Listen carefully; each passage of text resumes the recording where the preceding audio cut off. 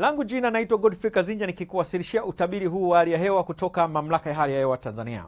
Mvua imeendelea kunyesha katika maeneo mbalimbali ya nchi, na kwa usiku wa leo tukitarajia hali ya mvua na ngurumo ijitokeze katika maeneo ya nyanda za juu kusini magharibi, kusini mwa mkoa wa Morogoro, mkoa wa Ruvuma pamoja na pwani ya kusini.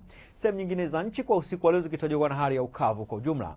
Kwa siku ya kesho, mifumo ya upepo inatuonyesha upepo unatarajiwa kuwa wa wastani katika maeneo mengi ya nchi, isipokuwa katika maeneo mwambao pwani ya Bara Hindi upepo unatarajiwa kuvuma kwa kasi ya kilomita 40 kwa saa, huku Mamlaka ya Hali ya Hewa Tanzania ikitoa angalizo la matarajio kuwa na vipindi fupi vya uwepo wa upepo mkali pamoja na mawimbi makubwa katika maeneo hayo ya mwambao pwani ya Bara Hindi. Ni vyema mtumiaji wa bahari kuwa makini na angalizo hilo.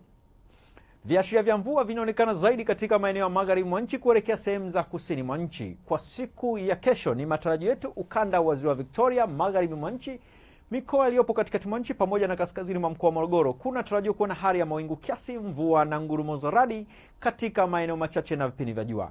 Nyanda za juu kusini magharibi, kusini mwa mkoa wa Morogoro, mkoa wa Ruvuma pamoja na pwani ya kusini kutakuwa na hali ya mawingu, mvua na ngurumo za radi katika maeneo machache pamoja na vipindi vifupi vya jua.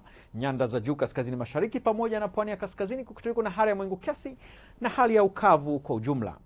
Ni kutoka Mamlaka ya Hali ya Hewa Tanzania, hatuna la ziada. Asante na nikutakie wakati mwema.